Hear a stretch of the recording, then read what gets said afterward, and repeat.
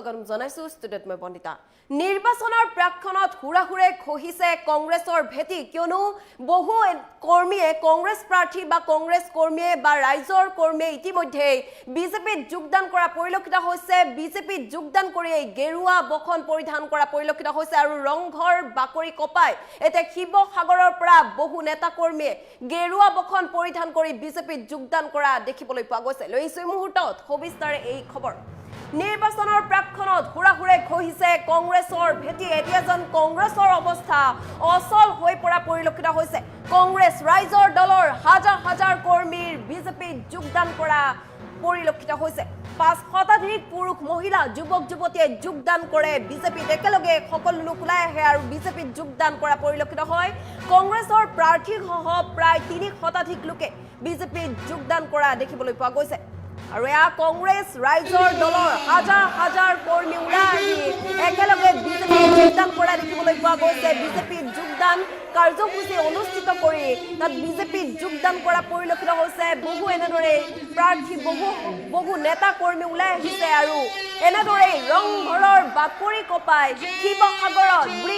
বিজেপিত বৃহৎ যোগদান কাৰ্যসূচী অনুষ্ঠিত কৰা হৈছে য'ত যোগদান কৰিছে বহু কংগ্ৰেছ ৰাইজৰ দল ত্যাগ কৰা বহু কৰ্মী এনেদৰে কংগ্ৰেছ দল ত্যাগ কৰিছে ৰাইজৰ দল ত্যাগ কৰি এনেদৰে গেৰুৱা বখন পৰিধান কৰা দেখিবলৈ পোৱা গৈছে বিজেপি দলত যোগদান কৰিছে বৃহৎ কাৰ্যসূচী অনুষ্ঠিত কৰিছে এতিয়া যেন কংগ্ৰেছ দলৰ অৱস্থা অচল হৈ পৰা পৰিলক্ষিত হৈছে অচল অৱস্থাই বিৰাজ কৰিছে এতিয়া কংগ্ৰেছ দলত আৰু এনেদৰে বহু শতাধিক তথা ৩ শতাধিক প্ৰায় ৩ শতাধিক এনেদৰে কৰ্মী ওলাই আহিছে আৰু বিজেপিত যোগদান কৰা পৰিলক্ষিত হৈছে আৰু সকলোৱে কেৱল বিজেপি জিন্দাবাদ ধ্বনিৰে এনেদৰে যোগদান কৰা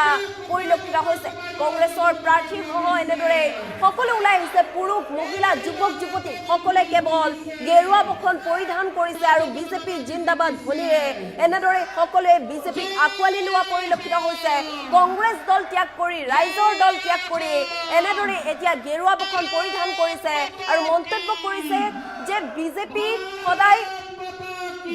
সদায় উন্নয়ন কৰি আহিছিল আৰু এতিয়া উন্নয়ন কৰি আহিছে বিজেপি দলৰ বাবে বা মুখ্যমন্ত্ৰী ডক্টৰ হিমন্ত বিশ্ব শৰ্মাক প্ৰশংসা কৰি উল্লেখ কৰিছে যে যেতিয়াৰ পৰাই বিজেপি আহিছে বিজেপি অহা দিন ধৰি বহু উন্নয়ন আহিছে বা শিৱসাগৰ জিলাৰ প্ৰতিও শিৱসাগৰ জিলাখনো এতিয়া উন্নয়নৰ পথলৈ যাব গতিকে এনেদৰে এতিয়া মন্তব্য কৰি বিজেপিত যোগদান কৰা দেখিবলৈ পোৱা গৈছে গতিকে বহু বিজেপি বহু কংগ্ৰেছ দল ত্যাগ কৰি ৰাইজৰ দল ত্যাগ কৰি বিজেপি দলত যোগদান কৰা পৰিলক্ষিত হৈছে গেৰুৱা বখন পৰিধান কৰি বিজেপিৰ জয় জয়কাৰ ধ্বনিৰে এনেদৰে বিজেপি দলত যোগদান কৰা দেখিবলৈ পোৱা গৈছে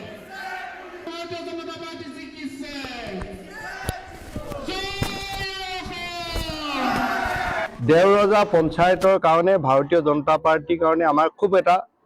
ভাল খবৰ যেহেতু ইতিমধ্যে আমাৰ কংগ্ৰেছ আৰু ৰাইজৰ দলৰ প্ৰায় ৩ শতাধিক পুৰুষ মহিলাই কংগ্ৰেছ আৰু ৰাইজৰ দল এৰি পিনে ভাৰতীয় জনতা পাৰ্টিত যোগদান কৰিছে মই সকলোকে দললৈকে আদৰণি জনাইছোঁ আৰু আশা কৰিছোঁ তেওঁলোকৰ যোগদানে আমাৰ এই সাংগঠনিক যিটো দেওৰজাৰ ভেটি অধিক মজবুত কৰি তুলিব আৰু তেওঁলোকে যোগদানে আমাক সাহস যোগাইছে আমি ভৱিষ্যতৰ দিনত দেওৰজাৰ লগতে শিৱসাগৰ সমষ্টিৰ যিখিনি ৰাইজৰ সমস্যা আছে সমস্যাখিনি সমাধান কৰিবৰ কাৰণে আমি যিমান পাৰোঁ যতনাস্তিক আমি চেষ্টা কৰিম অখিল গগৈ ডাঙৰীয়া লৈ পিনে আমি ক'ব লগা বিশেষ কথা নাই কাৰণ তেওঁ যিটো আকাশত চাং পাতিছে আকাশৰ চাঙৰ পৰা হয়তো তেওঁ কোনো সপোনেই বাস্তৱত ৰূপায়িত নহ'ব কাৰণ তেওঁ যিখিনি কথা বতৰা কৈ আছে যে অবৈধ বাংলাদেশী মিয়াসকলক ৰক্ষণাবেক্ষণ দিব মুখ্যমন্ত্ৰী ডাঙৰীয়াই উচ্ছেদিত কৰা মানুহক মাটি পটা দিব তেওঁ নিজকে যিটো গৌৰৱী অসমীয়া বুলি কৈছে আৰু তেওঁ কথা বতৰাত আমাৰ লগা নাই যে তেওঁ গৌৰৱী অসমীয়া বা জাতীয়তাবাদী নেতা বুলি কয় সেইটোতো আমি দেখা পাইছোঁ যে তেওঁ কোনটো জাতিৰ নেতা আজিৰ দিনত আমাৰ সন্দেহ হৈছে যে অবৈধ বাংলাদেশী মিয়া জাতিটোহে যে তেওঁ নেতা তেওঁ নিজকে এতিয়া প্ৰমাণিত কৰি আছে অখিল গগৈ ডাঙৰীয়া লৈ পিনে আমি ক'ব লগা বিশেষ কথা নাই, কাৰণ তেওঁ যিটো আকাশত চাং পাতিছে, আকাশৰ চাঙৰ পৰা হয়তো তেওঁ কোনো সপোনেই বাস্তৱত ৰূপায়িত নহ'ব। কাৰণ তেওঁ যিখিনি কথা বতৰা কৈ আছে যে অবৈধ বাংলাদেশী মিয়াসকলক ৰক্ষণাবেক্ষণ দিব, মুখ্যমন্ত্ৰী ডাঙৰীয়াই উচ্ছেদিত কৰা মানুহক মাটি পট্টা দিব, তেওঁ নিজকে যিটো গৌৰৱী অসমীয়া বুলি কৈছে, আৰু তেওঁ কথা বতৰাত আমাৰ লগা নাই যে তেওঁ গৌৰৱী অসমীয়া বা জাতীয়তাবাদী নেতা বুলি কয়। সেইটোতো আমি দেখা পাইছোঁ যে তেওঁ কোনটো জাতিৰ নেতা। আজিৰ দিনত আমাৰ সন্দেহ হৈছে যে অবৈধ বাংলাদেশী মিয়া জাতিটোৰহে যে তেওঁ নেতা, তেওঁ নিজকে এতিয়া প্ৰমাণিত কৰি আছে। অখিল গগৈ ডাঙৰীয়া লৈ পিনে আমি ক'ব লগা বিশেষ কথা নাই, কাৰণ তেওঁ যিটো আকাশত চাং পাতিছে, আকাশৰ চাঙৰ পৰা হয়তো তেওঁ কোনো সপোনেই বাস্তৱত ৰূপায়িত নহ'ব। কাৰণ তেওঁ যিখিনি কথা বতৰা কৈ আছে যে অবৈধ বাংলাদেশী মিয়াসকলক ৰক্ষণাবেক্ষণ দিব, মুখ্যমন্ত্ৰী ডাঙৰীয়াই উচ্ছেদিত কৰা মানুহক মাটি পট্টা দিব, তেওঁ নিজকে যিটো গৌৰৱী অসমীয়া বুলি কৈছে, আৰু তেওঁ কথা বতৰাত আমাৰ লগা নাই যে তেওঁ গৌৰৱী অসমীয়া বা জাতীয়তাবাদী নেতা বুলি কয়। সেইটোতো আমি দেখা পাইছোঁ যে তেওঁ কোনটো জাতিৰ নেতা। আজিৰ দিনত আমাৰ সন্দেহ হৈছে যে